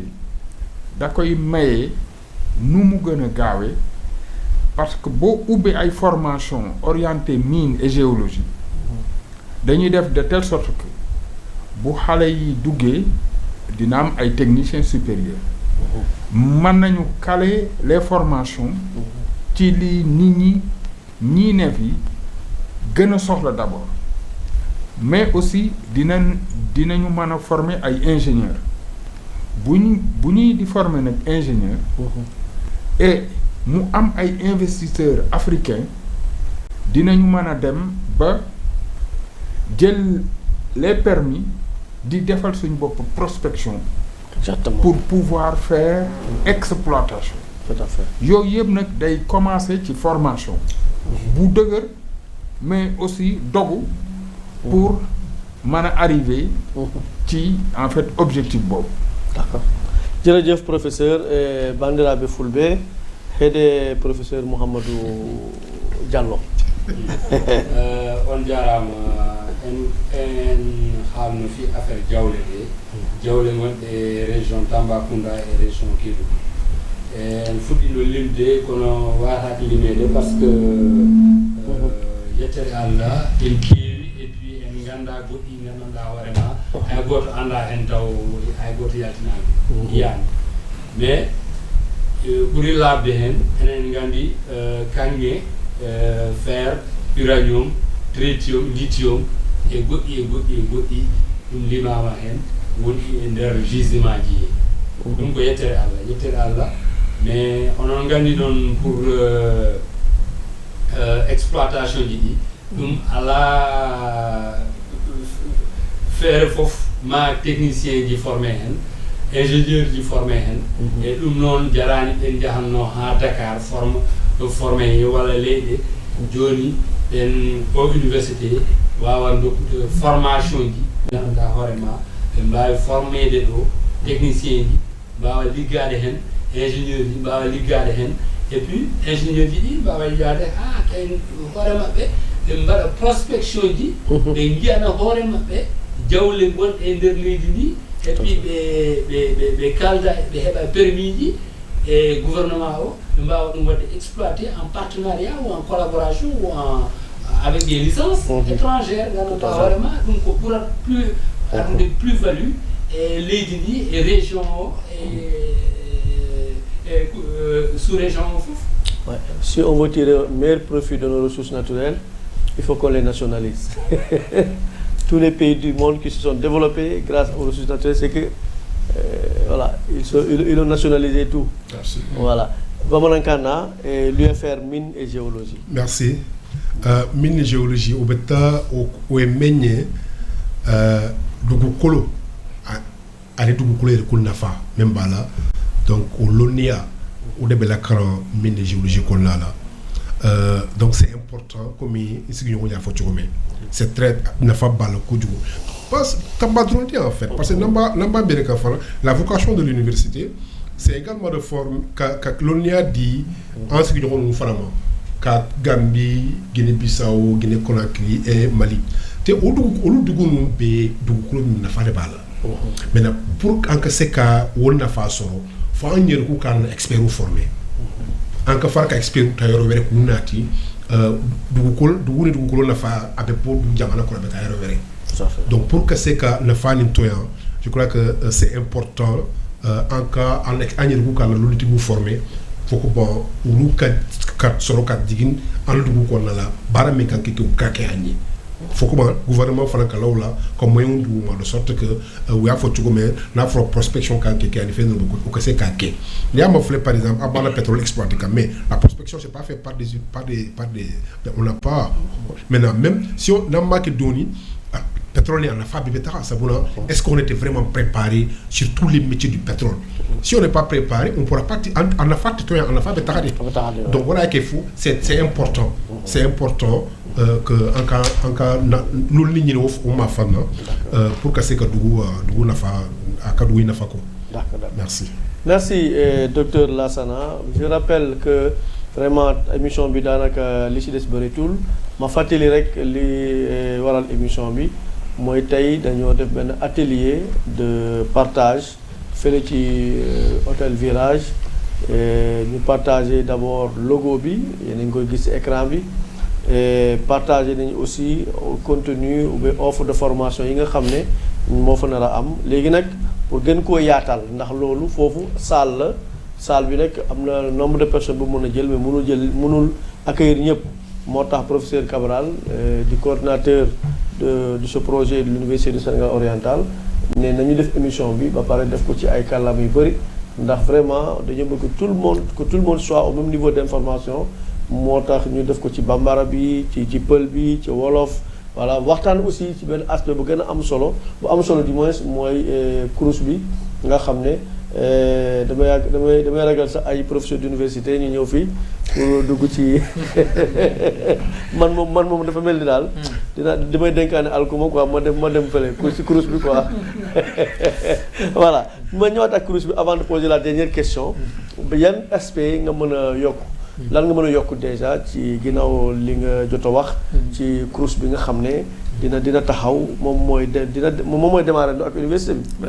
OK bon joni ɗo mi wayi mi arta e pular seeɗa voilà eyi joni mi haali naane e jolka joni mi arta e pular seeɗa quoi eyi joni ɗo ko noon ɓimi ɗo ni université kaye Crous jaaɗi e ɗi woodi to janguete to ɗi woodi étudiant ji ɗi to ɓe goni toon ɓe balta toon ɓe ñamta toon ɓe ñawdoto minen ko ɗum men jogui ɗum ya kaye université o kayen jaaɗi kayen puɗɗota kayen jaaɗi kala e si université ari han e volet social o ɓen toppiti logement ji étudiant ji ɗi e restaurant ɗo ɓe ñamta ɗo heɗo ɓe ñawdoto ɗo e goɗɗi ko ɗi tati noon ɓuuri jogade fayida ɗo ñawdete ɗo heɗo ñamete ɗo walte ɗo saabu so neɗɗo ñamani han wawata janggude si ñamani han si ñawi han wawata janggude si heɓani ɗo waalo han wawata janggude ɗi tati ɗi ala neɗɗo wawi sertude e muɗum pour wawa wadde goɗɗum joni noon yimɓe tambaɓe no ɓe keeɓo saabu kala biɗo Crous wi restaurant Crous o waɗani géré restaurant o pi ko goɗɗo privé addete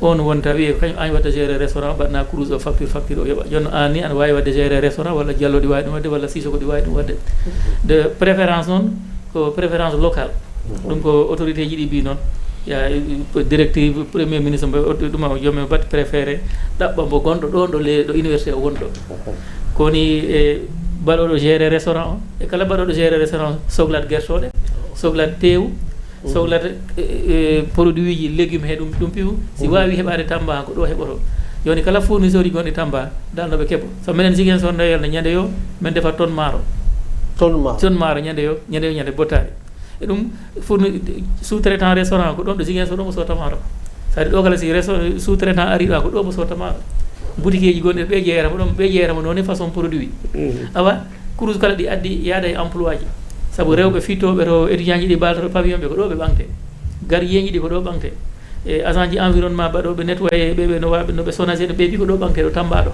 joni kala gonɗo ɗo Tamba andi ko opérateur économique walla ko fournisseur no wasso préparé anda université o ɗi ara si o ari an ardani he Crous ɓe keɓat ɗoɓe liggo yeeyoɓe kala keɓat ɗo jeeyi joguiɓe kala galleji ɓe saabu Crous o wawata wadde logé étudiant ji ɗi piiw partie goɗɗo logé ɓe logaka ɓe ko ɗaɓɓoya ɗo luwi joni kala ɓe joguiɓe galleji walla bawoɗo gaddi wawi wadde investir e immobilier no fuɗɗu wadde fuɗɗano han no fuɗɗu anda o université o ɗi ara so université o ari han Tamba si Allah jaaɓi ɗum o ko sarde ɓeydani yarude yesso eyyi ɗum mbinomi d'accord alors ñu dem ci dernière question bi ma fàttali sama invité yi ki mujjee wax léegi mooy professeur Salif Baldé nekk directeur du Crous de Ziguinchor enseignant à l'UCAD ak professeur Jaraf professeur titulaire de classe exceptionnelle en mathématiques à l'UCAD mooy professeur Jaraf Seck ak professeur Mohamedou Diallo biologiste chercheur au CAU de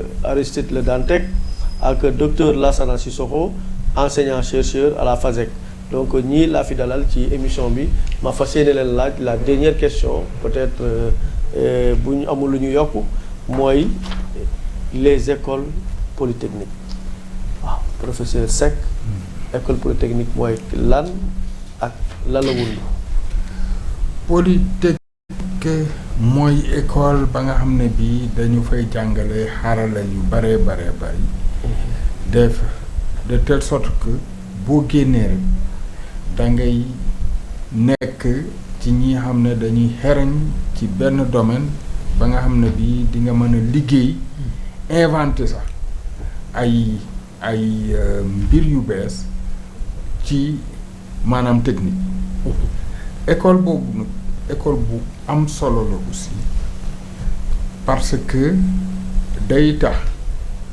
les jeunes yi xam ne dañu leen di sélectionner très tôt soit ci concours ñii ci gën a baax maanaam en termes de niveau dinañu mën a dem fu sori ci njàng mi dans un premier temps mën nañu dem ba nekk ingénieur bu leen neexee ñu dem créer seen entreprise wala ñu dem liggéey ci yeneen i entreprise parce que am na benn école start-up bu nekk à côté ba nga xam ne bi day dooleel ñiy def licence professionnelle yépp ak aussi les techniciens supérieurs ak ingénieurs yi pour que ñu gën a mën a am disposition di créer ay entreprise mais aussi di créer ay start-up ki ya nga xam ne yi dinañ ko mën a jaay mu jur entreprise wala mu jur ay idées yu révolutionnaire ci transformation. D'accord. Et donc ci biir am na ñetti pôle génie industriel, pôle innovation ak aussi pôle ba nga xam ne bi day jël tout ce qui est eau, transformation de l'eau, pollution, et cetera. waaye tamit aussi ci boori école polytechnique bi ma ñaamaas ko ci rek am na école de droit. waaw ba nga xam ne bi dañuy proposer ñaari formation ki nga xam ne amul Sénégal. Donc Université du Sénégal oriental ci lay njëkkee incha allah fii ci Sénégal. waaw muy droit minier. waaw maanaam ci mine yi ak droit aussi de l'innovation. am na aussi benn école de management économie et management ba nga xam ne bi ma misaal ci rek benn formation bu am solo. bu ñoom docteur Lassana Sissoko bu ñu proposé. mooy évaluation impact des politiques publiques.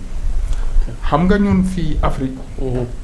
dañuy yàgg di dem di seeti xaalis di sotti ci dëkk bi te duñu xool est-ce que jur na li mu waroon jur.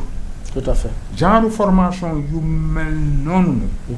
day tax nit ñi di gën a mën a évaluer di xam exactement est-ce que li ñu def baax na wala est-ce que dañ war a jooyanti pour jéem a def autre chose. am na tamit aussi ku wax la région du Sénégal oriental di nga wax la gare de Tambacounda. express bi ñun bi ñu ay xale man maa ngi dëkk Bargny dañ daan dem ba Tëngéej weeru koor bi dañuy dax koor dañuy dox ba Tëngéej dem sa gare bi li ñu daan gën a ne mooy ñu fekk fa express puisque dafay taxaw lu yàgg 30 minutes au moins ñuy xool les wagons ensuite après nag ñu jàng ko ci géographie te en fait actuellement nii comme Tambacounda dafa nekk ci carrefour gouvernement bi am na projet yu mag yu am importance ya nga xam ne yi dañ ko bëgg a dérouler mooy établir un port sec de telle sorte que suñu mbokk yi dëkk ay Malek yooyu wala ñi dëkk Labé sax bu ñu bëggee jël seeni marchandises jarul seeni camion di dem ba Dakar wala di dem ba poru Ndayane bi ñu war a defar wala ba Kaolack dañuy yem fii ñu jëlaale en même temps train bi bu ñu amee un train grand écartement dina mën a indi affaire bi dem ba Goudiri. tout à fait. yooyu yëpp soor nañu ko ci biir formation ci biir polytechnique bi mooy genre transport et logistique. absolument. yooyu yëpp nag juróom-benni weer ci la ñu gunge professeur François Joseph Cabral ci projet bi pour que ñu jéem a tëgg lu innovant lu bees et man ko démarrer et à côté aussi ñu am un centre de recherche pluridisciplinaire. centre de recherche boobu ci biir day ëmb lu bari kii la nga xam ne bi dañu ci war di gëstu mais aussi di tàggat ñi xam ne ñi ci ay certification yu ndaw yu nit ñi soxla pour renforcer wu donc mën nañu wax ne daal que université bi dina indi quelque chose de nouveau innovation bu mag mais aussi dina nekk aussi luy renforcer bu baax la grande région est et donc c'est pour ça que ma kontaan trop ci devise bi ñu joxe tey ancrer le savoir déployer l'audace. waaw mooy slogan bi. ancrer le savoir virgule déployer l'audace ah xaw ma ku leen jox slogan bi waaye daal comme li gars yi di wax dal ngeen ci ah. bandiraɓe fulɓe heede professeur Mouhamadou Diallo école polytech. on jarama no winono en ni wino ɗen ni université kesso o ɗum woni université darne ko fuɗɗotoɗo ɗo e octobre 2026 en mbino en santé volet santé noon hen intelligence artificielle noon hen science et technologie avancée noon hen art métier de la culture noon hen mine et géologie noon hen mais woodi kadi école aji mawɗi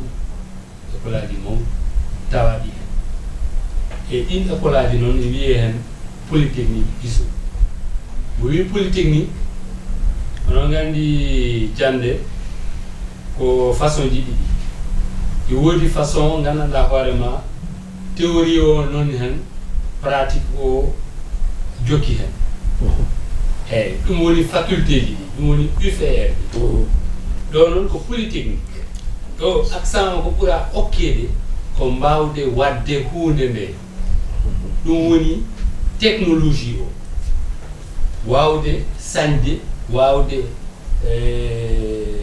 wadde hunde nde ananɗa hoorema tawa théorie en heewani so a yalti ana wawani hoorema sa heeɓi ligge jam tan a heɓani ligge ana wawani darnude hoorema atelier ma waɗa ligge tout à fait voilà ko ɗum woni avantage o l'auto entrepreneuriat en quelque sorte ɗum woni duuɓi ɗiɗi duuɓi tati a woni technicien so a yiɗi ano continue jande ma wona ingénieur sa yiɗi ano daro ɗon waɗa ligge ma heɓa client ɗe ma et puis yawti voilà école aji goɗɗi noon toon noon wiyeteɗi école économie sartebji noon hen école de droit mais école de droit ko certini o droit jangguinteɗo ɗo e droit ji jangguinteɗi à Dakar Saint-Louis en ɗum c'est que ɗo particulièrement ko mbinoɗen ko ɗum woni yidde ko jangguinte foof heɓa tawno ɗo jogui fayida e région région o noon ko mine géologie et innovation ɗum woni ɗaɓɓide ko woni kesum voilà ɗum donc droit minier i tawa hen ganduɗa hoorema ɗum Afrique foof ko Maroc et Cameroun tan jangguinte droit de l'innovation ɗum woni a ɗaɓɓiɗi hunde ha a yii droit de propriété ma intellectuel ɗum ko an tan tami ɗum on droit jangguintake hay nokku sowona ɗo Cameroun e Maroc machallah ɗum ko kesum e université ɗi ɗin jinnomi vraiment ɓuron famde e ko woni innovation e o université kesum d'accord start-up ko ɗum ɓe mbiyata entreprise tosokel mino darno entreprise tosokel par ce que miɗo yiiɗi wadde hunde ko hesiɗi mais mi darnirta ɗum pour mawna mino darna ɗum ha hebde client ɓe seeɗa tan mi yeyta entreprise o d'accord wano VVN wano goɗɗi voilà hande VV ko jarta ko milliard dollar pourtant ko américain ɓe gaddi o VV waɗi ɗum essayé Sénégal joni VV noon Afrique de l'Ouest ɗum ko hesum ɗum ko start-up fuɗɗori voilà hande si ɓe jeyno o VV ɗum ko milliard dollar voilà on jarama bandiraɓe merci beaucoup merci région Tambacounda mi weltanima on e ɓeɓen juurima merci bon l'émission là inchallah dinañ ko rediffuser le dimanche à 14h30 16h parce que on a fait 1h30 minutes déjà donc inchallah rabbi ñu ko raté yëpp dinañ ko dabuwaat voilà ñu eggale ak sunu mbokk bambara bi et docteur Lassana Sissoko alors docteur abese kam monde mina bamanankana machallah alors bamanankan dronte alors comme o antonio chugo man nen kaluna kam moy lan kori me ko mala ça faut le man ko fa voilà il est polyglotte c'est bien ça voilà machallah maintenant comme ni ko polytechnique USO avec les 3 départements. Il y a un département qui s'occupe quelque part de la robotique, il y a l'industrialisation, et puis il y a un département également qui parle de l'agriculture. Donc, et dans ça réellement, l'accent est mis sur l'employabilité. Employabilité, ni boire carana dron, et casser ka barake. Diallo, Agnès la carana université là, mais d'incham be nous carangé. Nous la faut que formation avec wala ko que formation ko baraso mais kaso c'est billet ani a l'unia kany mais c'est fana be mais fi que l'unia ni c'est de so pour que c'est ka baraso exactement ça veut ina na sa wuni ko ibise ka moneke na faut que c'est ka fenke concrètement il est barquero pour côté baradima fi que c'est ka fenke barquero pour que c'est kita donc l'unia ni c'est accent bi ko de mani formation ko na. C'est comme si on pensait à former des ingénieurs dans toutes ces filières en fait. Donc, et ça c'est important. Maintenant, nous faisons politique avec ça, école d'économie et de management. Au France, ça va bien, finance quantitative et assurance. On a ensuite évaluation d'impact et ensuite on a un autre qui est important pour une région comme le Sénégal, comme le Sénégal oriental, agrobusiness. Agrobusiness, la gestion des fermes agricoles. Comme il s'est dans tous les pays, dans tous les pays où les agriculteurs sont pauvres, les pays pauvres. Il faut que les agriculteurs soient riches pour que le pays soit riche. Ça, c'est clair. Ni ce n'est que la baisse de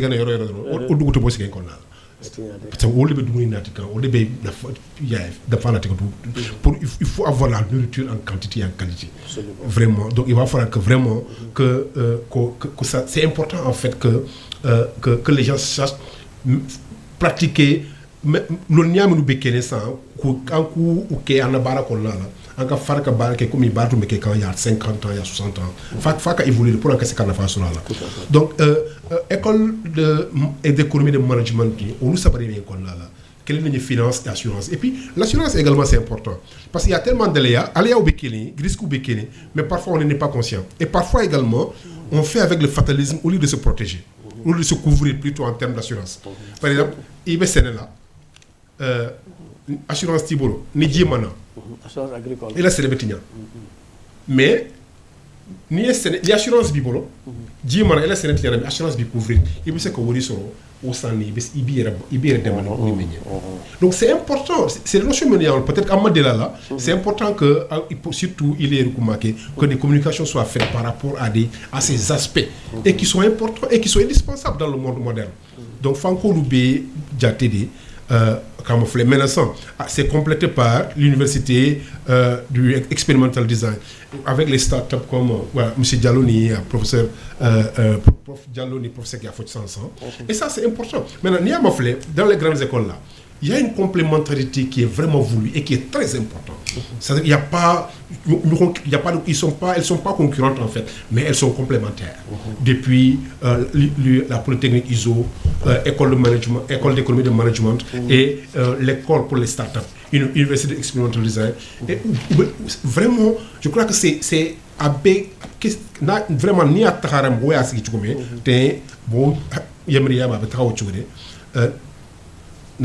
ça peut être vraiment un déclic pour la région. D'accord.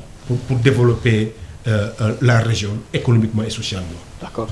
Merci, mesdames et messieurs. Le temps qui nous est imparti est presque terminé. Je vais donner 30 secondes à chacun de mes invités. Le dernier mot en 30 secondes. Voilà. Le mot de la fin. Docteur... Professeur Baldé. Merci beaucoup pour l'invitation. Bon, c'est de la population Sénégal oriental. Nous nous préparons. L'université Bangui, ouverture, normalement c'est en octobre 2026. Octobre, c'est commencé dans 10 mois. C'est pour très bien. Souvent, nous visiter le terrain, visiter le chantier, pour l'évolution. C'est ça. Okay. Opérateur économique, nous nous préparons. Nous avons l'université Bangui, Cruz Bangui, Inch'Allah. Merci, Yerif. Professeur, 30 secondes, mot de la fin. Hana di la jaajëfal ci invitation bi nga ñu defal. Mais ma di ci profiter aussi di jaajëfal di gërëm professeur François Joseph Cabral pour audace bi mu jël invité nit ñu bari ñëpp nekk ci commission yi di liggéey bu mucc ay ba yàlla def ñu yegse fii waaye aussi di jaajëfal di féliciter vraiment ñi participer yépp dañu ñëw di liggéey ngir rek université Sénégal oriental juddu te kenn joxu leen ci dërëm. waaw ñëpp ñu ngi liggéey ci bénévolat wax na ko tey devant le madame le gouverneur. voilà kaddu bu mujj bi le mot de la fin. on jaaraama musidɗo Tambacounda e Kédougou on jaaraama feewi wona Fodore université o inchallah fuɗɗoto e octobre 2026 pare e muɗum pare cenɗe ɗe fof e ngandon wondema professeur François Joseph Cabral omo parani ɗum ko feewi état du Sénégal ma wallitomo hen ha université o fuɗɗo e jaam inchallah. D'accord. Alors Bani Mamanao. Merci beaucoup Maké. Bon, en bas d'abord pour te remercier d'abord Gambiler et Tanto Folo pour l'invitation ni alika sedama pour ambasser ka baroque ani Sénégal oriental ko vraiment elinche wala kosobe mais après mbe tentu bla fano sigi ñoko no ñé prof Diallo prof Seck prof Baldé en tout cas c'est un honneur pour moi d'être avec vous tous sur ce plateau. Ka fotamba ko yeko université ñu université de ka c'est une opportunité en tout cas ben na fadda ka dugin kon la vraiment beaucoup préparé et puis ka barake fano pour dugin ka taxanya quoi. Sénégal oriental je crois qu'il est temps également que voilà que ça décolle en franc encore le remet sur jamano kono encore le euro sur quoi. Donc initié ni baradi et bébé fola autour du jamona merci. Merci mbokk yi ñoo ngi leen di gërëm di leen sant di leen jox rendez-vous ak beneen émission ma leen di promettre ne émission bi dinañ ko diffuser plusieurs fois première rediffusion bi dimanche dina am dimanche ci fête de Noël yi fekk étudiants yi bëri ñëw ñibbisi nañ ñëw ci fête de Noël yi fii ci Tamba dinañ def benn grande rediffusion encore pour permettre aux étudiants ak seen parents d'élèves yi ak yeneen gan yi nga xam ne dañuy ñëw Tamba ñu ngi déglu émission bi dina am du ñàkk ñu jëlee ci dara ba profiter aussi di remercier sama invité yi commencé ko ci professeur Salif Baldé directeur du CROUS de Ziguinchor enseignant à l'UCAD di remercier Jaraf Seck professeur titulaire de classe exceptionnelle en mathématiques à l'UCAD di remercier professeur Mohamedou Diallo biologiste chercheur au CAU de Aristide Le Dantec à Dakar,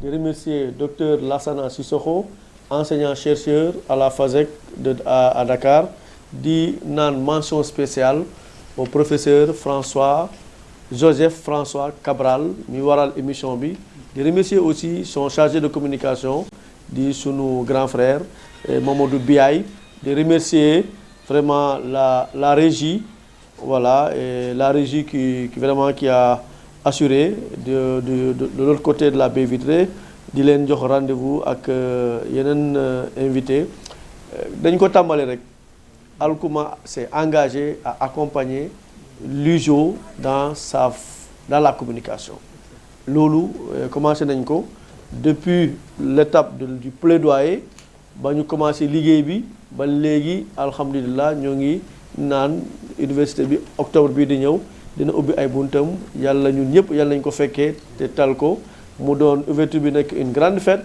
ñu xam ne vraiment Tamba mérité woon na lii yàgg na Sénégal oriental mérité woon na lii yàgg na ñu bëri impliqué woon nañ ci ñaan ci jëf ci plaidoyer ñu sant ci yàlla bu baax a baax te xam ne université moom Tambacounda beneen xar kanam lay am man nag moom su ngeen ma octobre bu ñëwee su ngeen ma fa gisul rek xam leen ne je suis un agent du CROUS wala je suis un fournisseur du CROUS de Tambacounda voilà di ñaan ñëpp di gërëm ñëpp di sant ñëpp di leen jox rendez-vous à la prochaine rediffusion dimanche à 14h30 16h inchallah merci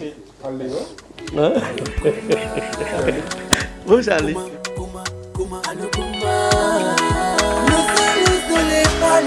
Alukuma kelele feleti ndelu nyabalula Alukuma rajule jenti ndelu tulula Tambangolu alule alutale genti Alkuma TV alula telelemu Alkuma FM Alukuma Alukuma Nusele pales Alukuma kelele feleti Ndelunya balula Alukuma rajule genti Tambangolu alule alutale genti Alkuma TV